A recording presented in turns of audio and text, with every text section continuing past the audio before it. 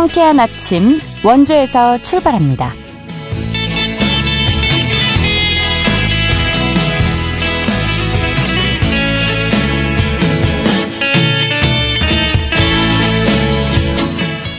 여러분 안녕하십니까? 9월 9일 화요일 KBS 원주방송국에서 보내드리는 상쾌한 아침 원주에서 출발합니다. 저는 진행의 이은주입니다.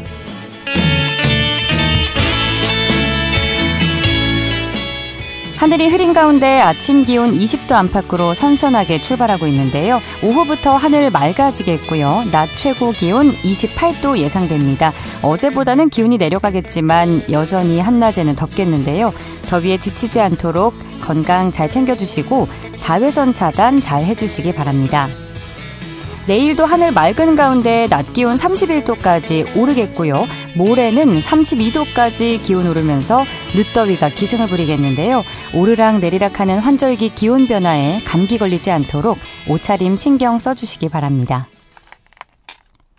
오늘 준비한 소식입니다.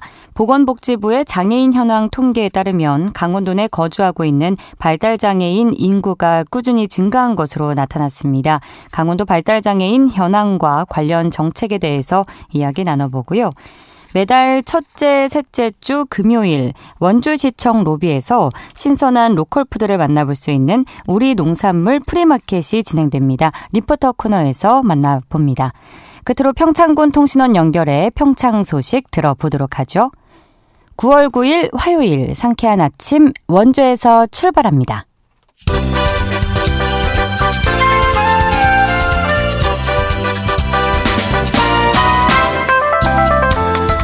오늘의 뉴스입니다. 강원도에서 위고비와 삭센다 등 비만 치료제 처방 사례가 6년 동안 17,000건이 넘는 것으로 집계됐습니다. 건강보험심사평가원이 국회 보건복지위원회 서미화 의원에게 제출한 자료를 보면 2020년부터 올해 상반기까지 강원도 내 비만 치료제 처방 건수는 17,200여 건이었습니다. 이는 전국 처방 건수의 1.5% 수준입니다. 서 의원은 비만 치료제 오남용을 막기 위해 관리 감독을 강화할 필요가 있다고 지적했습니다.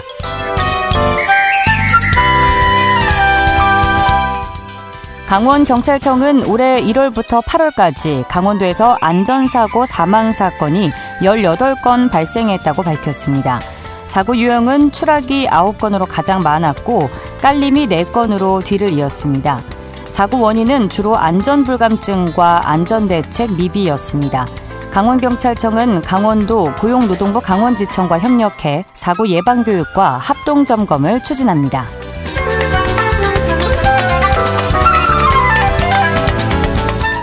원주시가 이달 말까지 송전탑을 활용해 산불 감시망을 구축합니다. 대상은 원주시 불온면과 귀래면의 송전탑 2곳인데요. 이 송전탑 상단에는 감시 카메라를 설치해 산불을 24시간 모니터링할 수 있게 됩니다. 오늘의 뉴스였습니다.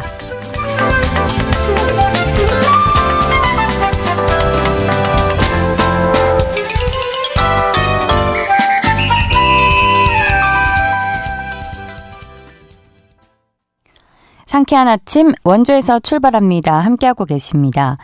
최근 통계에 따르면 강원도의 발달장애인 인구는 2010년 7,095명에서 지난해 9,927명으로 증가했는데요. 이 같은 추이에 발맞춰 강원특별자치도가 다양한 지원책을 내놓고 있습니다. 보다 자세한 내용 알아보죠. 강원특별자치도 여성가족연구원 안희정 연구개발부장 전화 연결돼 있는데요. 부장님 안녕하십니까? 네, 안녕하십니까? 네, 안희정입니다. 네, 반갑습니다. 자, 아무래도 발달장애에 대한 정책이 수립되기 위해서는 일정한 기준이 필요할 텐데요. 자세한 이야기를 나누기에 앞서서 정책적 관점에서 발달장애는 어떤 기준으로 정의되고 있는지 설명 부탁드립니다. 네, 발달장애는 지적장애와 자폐성 장애로 구분됩니다. 한국 표준질병사인 분류에 근거하면 지적장애는 정신지체를 진단받은 경우로 각종 지능검사나 사회성 지능검사 결과가 70점 이하인 경우에 해당됩니다. 통상 50점 이하인 경우를 저희가 중증으로 진단하는 것으로 알고 있습니다. 자폐성 장애는 소화기 자폐증이나 비정형 자폐증을 진단받은 경우로 3세 미만에서부터 발현되는 언어의 발달 그 지연이나 놀이에 대한 제한적인 관심, 또 심한 반복 행동이나 사회적 상호작용의 현저한 부족, 그리고 지적 발달의 지연과 같은 특징 등을 포함하는 경우가 이에 해당되고 있습니다. 네. 그럼 발달장애는 큰 틀로 나눠봤을 때 지적장애와 자폐성 장애로 구분을 해볼 수 있겠네요. 자, 네네. 현재 강원특별자치도 내 발달장애인 인구는 어느 정도이고 연령대별로나 유형별로, 지역별로는 어떤 특성이 나타나고 있는지도 알려주실까요? 네, 강원특별자치도에 거주하고 계신 발달장애인분들은 2024년 말 기준으로 9,927명입니다. 도 장애 인구 전체 인구 중에서 한 10% 정도라고 할 수 있습니다. 예. 예, 발달장애인 중에서 자폐성 장애가 한 12% 정도 되고요. 지적장애가 한 88% 정도로 나타납니다. 자폐성 장애의 경우는 영유아기가 11.8%, 학령기가 48.5%, 그리고 청년기가 38.1%로 약 98.3%가 저연령층에 집중되어 있습니다. 반면 지적장애는 청년기와 중장년기에 76%가 집중되어 있어서 지적장애가 더 높은 연령대를 보이고 있습니다. 그리고 도내 발달장애인의 거주지역별 현황을 살펴보면요. 네. 네, 도민들이 가장 많이 살고 계신 원주에 또 발달장애인분들도 많이 거주하십니다. 그래서 춘천, 원주 등 거주 비율이 68.3%고 군 지역에 한 31.7% 정도 거주하고 계시다고 보면 될 것 같습니다. 그러면 말씀해 주신 통계 자료를 들어보면 발달장애인의 상당수가 시 지역에 거주하고 있고요. 상대적으로 군 지역에 거주하고 있는 인구는 적은 것으로 나타난 거네요. 68%고 30%대니까요. 자, 그럼 이런 지역 간 격차에 대해서 어떻게 좀 풀이를 해볼 수 있을까요? 시 지역에 거주하고 계신 발달장애인 수가 많은 것은 강원도 전체 인구 분포와 크게 다르지 않습니다. 원주시의 인구가 한 24%, 그리고 춘천시 한 18% 이렇게 거주가 집중되어 있는 것을 반영한 거라고 보시면 될 것 같고요. 예. 원주시에는 지금 22.3%, 춘천시에는 17.3%, 또 강릉시에 13.7% 정도 발달장애인 분들이 계시기 때문에 이 전체 발달장애인분들의 절반 이상이 세계 시 지역에 거주하고 계신다고 보면 될 것 같습니다. 따라서 이들 지역에 관련 시설이나 기관이 다수 있습니다. 반면 이에 반해서 군 지역은 복지시설이나 기관에 대한 접근성이 시 지역에 비해서 열악한 상황인 것은 확실하고요. 활용할 수 있는 프로그램도 많지 않습니다. 따라서 군 지역을 중심으로 기초자치단체에 더 많은 관심이 필요한 상황이라고 할 수 있습니다. 또 학교나 평생교육기관들과의 연계가 더 필요한 상황이라고 말씀드릴 수 있겠습니다. 그렇군요. 개선되어야 할 부분에 대해서도 잘 알려주셨는데 지난해에 강원특별자치도가 강원특별자치도 장애인 차별 금지 등에 관한 조례에 의거해서 장애인 복지 종합계획을 수립한 바 있는데요. 여기에는 어떤 내용들이 담겨 있는지도 설명해 주시죠. 네, 이 본계획은 법정 계획으로 제3차 장애인 복지 종합계획에는 도에서 추진하고 있는 기존 정책의 추진 방향과 진행 사항에 대한 시간 계획들이 포함이 되어 있습니다. 네. 분야별로 건강이나 소득, 이동이나 돌봄, 또 교육, 여가, 그 외에 추진 체계 등이 포함되어 있습니다. 2기 장애인 계획에는 여성 장애인에 대한 부분을 별도로 구분해서 검토한 바 있는데 지난해 제3기 장애인 계획에는 발달 장애인을 별도의 분야로 구분해서 세부 사업들을 검토했고요. 신규 사업에 대한 논의도 진행했습니다. 그 일환으로 저희가 올해는 연구원에서 도 장애인 복지과와 함께 제1기 발달 장애인 지원 기본 계획을 수립하고 있다고 보시면 될 것 같습니다. 네. 지금까지 함께 살펴본 내용에 따르면 강원도는 발달장애인 지원 사업을 확대하는 흐름 속에 있다고 볼 수 있겠죠. 자, 이 시간을 통해서 조금 더 구체적으로 그럼 최근에 추진되고 있는 사업들을 짚어보면 좋을 것 같습니다. 먼저 청년 재가 중증장애인 자산형성 지원 사업에 대해서 알려주실까요? 네, 청년 재가 중증장애인 자산형성 지원 사업은 도 자체 사업입니다. 지금 제가 집에서 생활하는 19세에서 39세 중증장애 청년들이 스스로 자산을 형성하고 안정적인 미래를 준비할수록 돕는 사업입니다.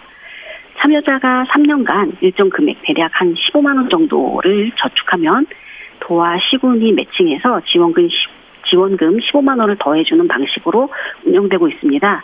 이를 통해서 주거, 또 교육, 의료 등 자립에 필요한 자금을 마련할 수 있습니다.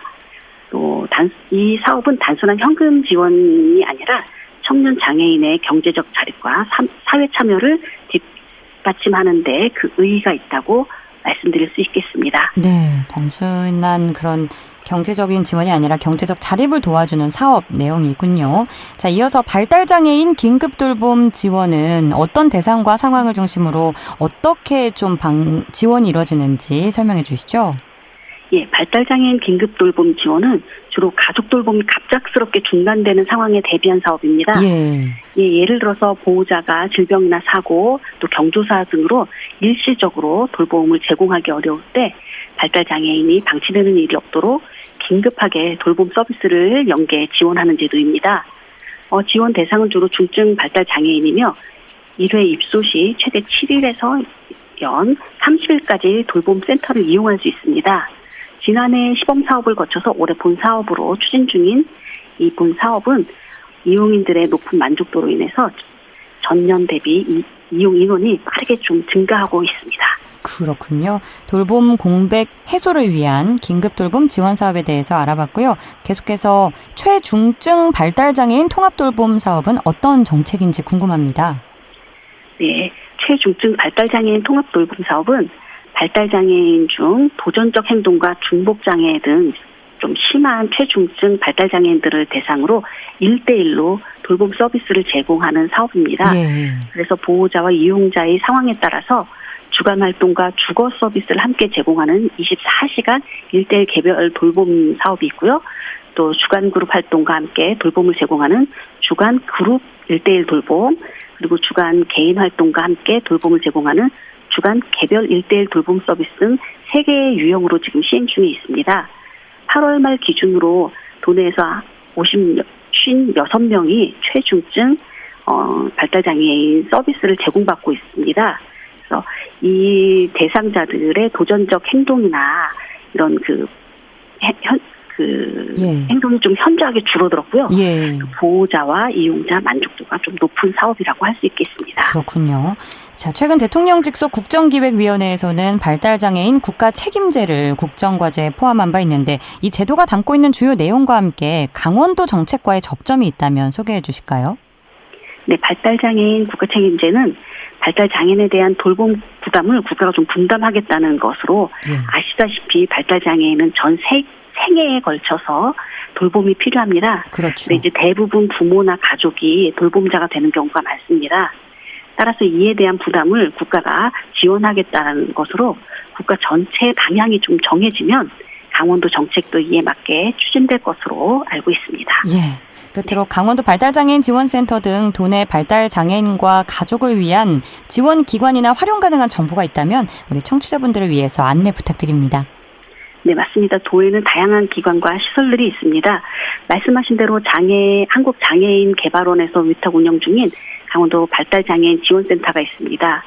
센터에서는 발달장애인 정책과 관련 사업에 대한 각종 정보들을 제공하고 있으며 다양한 연계 서비스 등을 수행하고 있습니다. 그 외에도 춘천, 원주, 강릉, 홍천 지역에 장애인 가족지원센터가 있는데요.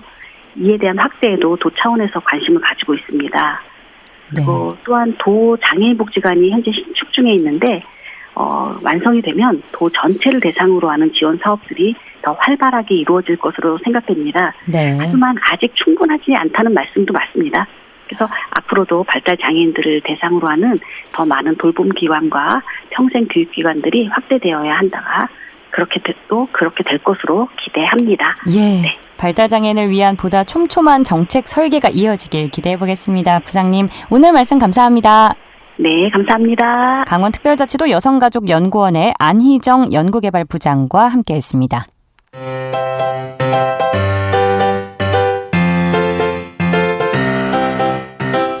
KBS 원주방송국이 유튜브 다시 듣기 서비스를 실시합니다. 매일 아침 강원 영서남부권의 뉴스와 정보를 전해드리는 상쾌한 아침 원주에서 출발합니다는 KBS 원주라디오 유튜브 채널을 통해 다시 들을 수 있습니다.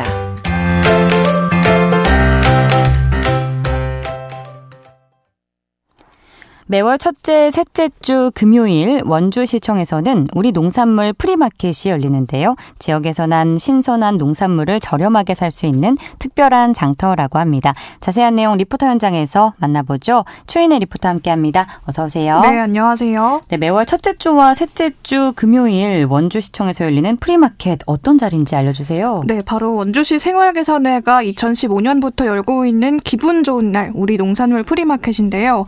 지역에서 난 신선한 다양한 농축산물을 한자리에서 보고 또 생산자와 소비자가 직접 만나는 만큼 좋은 가격에 물건을 살 수 있다는 특징이 있습니다. 지역민들의 판로 확보를 위해서 원주시가 2015년부터 시청 로비에서 이 프리마켓을 열도록 하고 있는데 이제는 입소문이 나서 시청 직원뿐만 아니라 일반 시민들도 이 프리마켓을 찾아서 신선한 농산물을 고르는 모습이 활기차게 이어지고 있습니다. 10년간 꾸준히 소비자에게 안전하고 건강한 농산물을 제공하고 또 동시에 농촌의 소중함을 알리기 위해서 이 장터가 진행되고 있는데요. 프리마켓에 들린 한 시민은 한번 장터에서 파는 상품을 사보고 맛과 질이 좋아서 마트 대신 이곳을 또 찾았다고 말을 전했습니다. 네. 마켓을 찾은 시민 이야기 들어보시죠. 청국장 먼저 번에 집사람이 여기 시청에 볼일로 보러 왔다가 사와서 2개 사왔더라고요. 근데 먹었는데 엄청 맛있어요. 근데 저도 요번에 이제 또 요 근처에 왔다가 시청 들리는 김에 왔는데 마침 반갑게 있는 거예요. 근데 쭉 살펴보는데 우리 지역 상품이라서 뭐 행구동, 방곡동, 흥엄, 무실동 뭐 이런 식으로 와서 너무 친근감이 있고 그리고 상품들이 너무 좋아요. 깨끗하고 양도 많고 가격도 3,000원이면 보통 이게 이나 이런 마트에서 사도 이 정도 가격이면 충분히 사는데 여기는 또 저희네가 먹어보니까 너무 맛있고 무염이라서 안 짜서 특히 또 이게 저희는 소비자 입장에서 너무 좋더라고요. 그리고 또 어쨌든 이렇게 원주시 생활 개선 여기 연합회에서 하니까 믿을 수도 있고 또 지역 상품들은 우리가 시민으로서 팔아주니까 저희네도 또 잘 먹어서 좋고 여기 이제 여기 연합회에서도 이렇게 이제 시민들이 이용해주면 또 좋잖아요. 그러니까 지역 상품을 팔아주면 서로 좋고 그래서 이용하게 됐어요. 생산자와 소비자가 직접 만나는 자리인 만큼 양쪽 모두의 만족도가 클 것 같은데 그럼 마켓에서는 어떤 농축산물을 만나볼 수 있나요? 네, 한국생활개선의 원주시 연합회 10개 읍면동 회원들이 직접 생산한 곡류와 채소류, 장류, 즙류 등이 판매가 되는데요. 이 회원들이 직접 재배한 농산물과 소규모 가공사업에서 만든 장류와 곡류 그리고 다양한 가공품까지 준비가 돼서 시청 로비가 이 장터로 꽉 찬 모습을 볼 수 있었습니다. 특히 이번 장터에서 는 치악산 복숭아 또 미숫가루가 인기였는데요. 인기가 많은 농산물은 이 장터가 시작되고 이른 오전이면 상품이 금방 판매된다고 합니다. 이 소비자 입장에서는 이 상품의 판매자를 직접 만날 수 있기 때문에 지역 먹거리에 대한 신뢰를 높이는 효과로도 이어지고 있는데요. 네. 매월 2차례씩 이 프리마켓을 통해서 지역 농가의 소득 증진으로 이어지고 있고 이 프리마켓의 수익금 일부는 지역의 사회복지단체에 기부하면서 지역 공동체 활성화에도 힘쓰고 있습니다. 한국생활개선 원주시 연합회 유한숙 회장에게 마켓의 운영 상황에 관해 들어보시죠. 저희 한 달에 2번 행사를 하고요. 저희가 한 10년 됐어요. 이렇게 시장님이 배려해 주셔가지고 저희 이렇게 한 달에 2번 올리고 있어요. 그리고 이제 떡 판매. 저희 이제 회원들만 딱 들어오고요. 회원들이 이제 뭐 집에서 대농은 아니고 소농하면서 이제 집에서 먹고 남은 거, 그거 이제 아주 신선한 것만 그런 것만 이제 선별해가지고 와서 판매하고 있어요. 인기 있는 상품이 저희가 한 10년 하다 보니까 우리 여기 시청 직원분들한테 골고루 다 인기가 있어요. 농산물이. 다음 프리마켓 일정은 언젠가요? 네, 다음 장터는 9월 12일 금요일인데요. 12월까지 매달 첫째 주와 셋째 주 금요일에 원주시청 1층 로비에서 장터가 이어질 예정입니다. 운영 시간은 오전 10시부터 오후 4시까지인데요. 선선한 농산물과 또 가공품, 채소 만나보고 싶은 분들은 마켓 들려보시면 좋겠습니다. 네, 우리 농산물 프리마켓에 시민들의 많은 발길이 이어지기를 바라겠습니다. 오늘 소식도 고맙습니다. 추인혜 리포터였습니다. 네, 감사합니다.